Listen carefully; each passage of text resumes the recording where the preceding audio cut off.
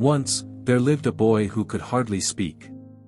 Words were difficult for him, and silence felt safer. The world around him was loud. Everyone was busy speaking, shouting their thoughts into the air. No one waited.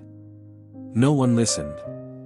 Everyone spoke at the same time, and no one truly heard another. Then, one day, something strange happened. All the sounds in the world disappeared. People were confused. Without sound, they could no longer talk, no longer explain themselves. But the boy was not afraid.